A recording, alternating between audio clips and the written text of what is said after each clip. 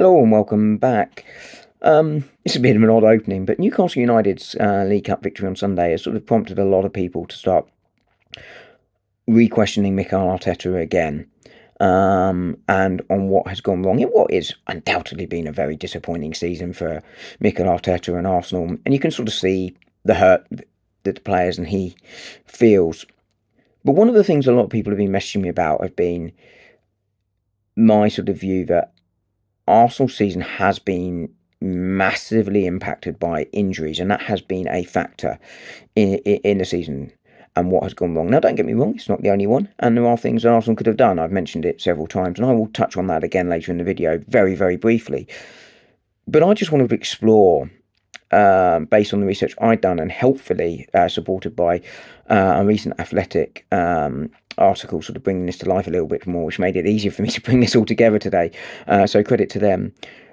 On how much of a factor injuries have been this season. Is it just an excuse, as many people have accused me of in very vociferous and not at all always flattering words, or is it a legitimate factor? And, I just wanted to use that research just to sort of bring it to life and sort of have a look and explore. So Arsenal are expected to miss, assuming they get no more significant injuries to first team players, over 160 Premier League matches this season from injuries. And a lot of them have fallen in the attacking areas and at right back. Well, and left back, but the left back have been somewhat mitigated by the surprise emergence of Miles Lewis-Skelly.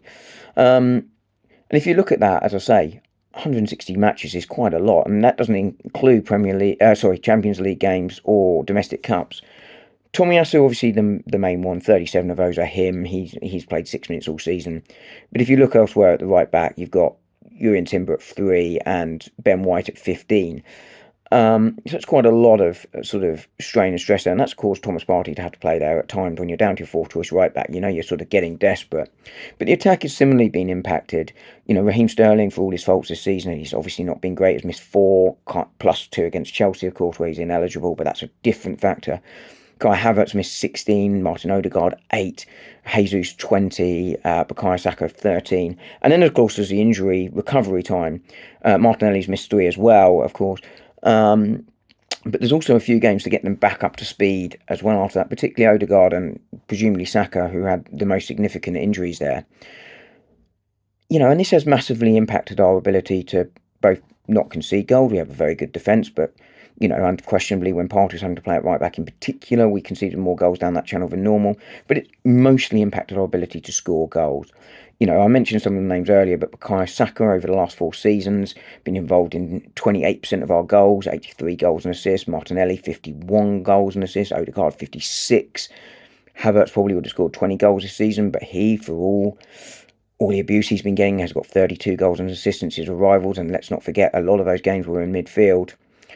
And there's also the chances they create. Odegaard, Saka, Martinelli, 512 chances in the last 4 years, as well as set-piece chances, which I think is 111 between Saka and Odegaard. It's a heck of a lot.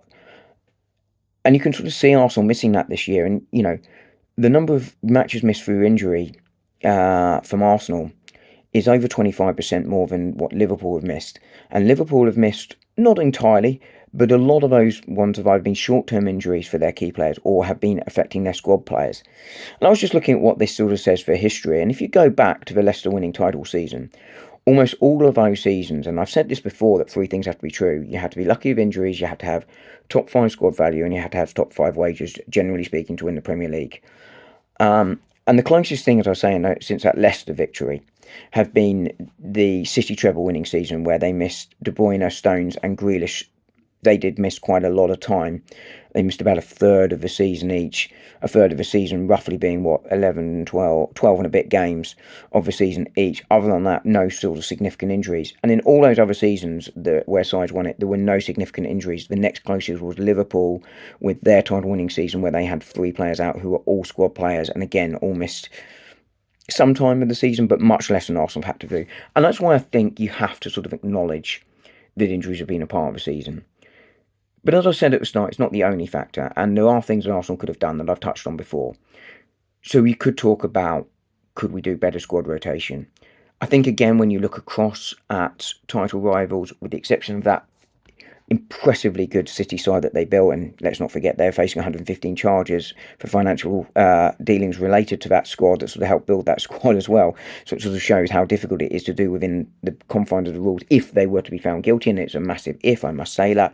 You know, actually playing time for most of our players is fairly consistent with what other sort of sides do for the best players like Bukayo Saka, Martin Odegaard, William Saliba, etc., etc. So it's not sort of out of context there. But there are things, could we have done things differently in the transfer window, particularly January? I think that's my main criticism. So I think what that data shows is that injuries are definitely a significant part of the season. And as I say, there are things that Arsenal maybe could have done differently. But I don't think that overly changed anything. If you brought in one more attacker, I don't think it overly changed the dial. And it does have impact onto one of the other major things that I would look at here, which is the way we build up. I think we've been too slow. We don't move the ball quickly enough, and we've certainly been significantly down on sort of line breaking passes this season, which are one of the most effective ways to attack season. And of course, our finishing, we've missed a lot of chances this season. I'd like to think that that will improve next season. We will go out and buy a number 9 this season. But again, Kai Havertz, for all his faults, probably would have got 20 goals this season, which is not a terrible return. But of course, he's, definitely upgradable. So I think you can sort of see here that, the injuries have had a major factor, and they have had a factor on that build-up. When you're missing your best creative players for consistent parts of the season, it does make it harder. But Arsenal will also, as I've always said, have to take some responsibility. But hopefully that sort of brings into light how injuries have actually affected it this season. And Arsenal, to their credit, haven't used it as an excuse in their press conferences. They've been, it's part of football, we have to get on with it. And indeed, they're right, it is.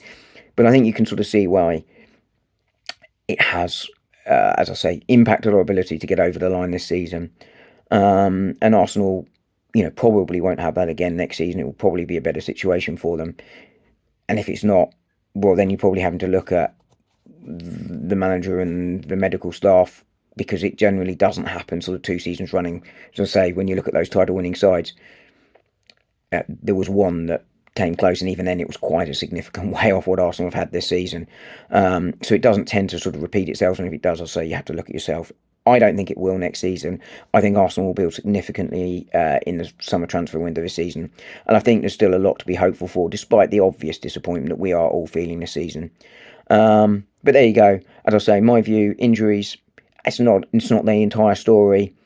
But I also don't think it's an excuse. I think you can see there the stats show that is a significant impact on this season, and something that Mikel Arteta can hold on to despite his obvious frustration at where things are. Anyway, I'll be back with some more videos in due course. It will be quieter because of the international period. Don't know what I'll cover next, but I'm not just going to put stuff out there for the sake of it. But I thought this was quite an interesting one, given the level of the scrutiny it's had in the last sort of 24, 48 hours since Newcastle won their League Cup final. That's all from me, guys. I will speak to you all soon. Thanks. Bye.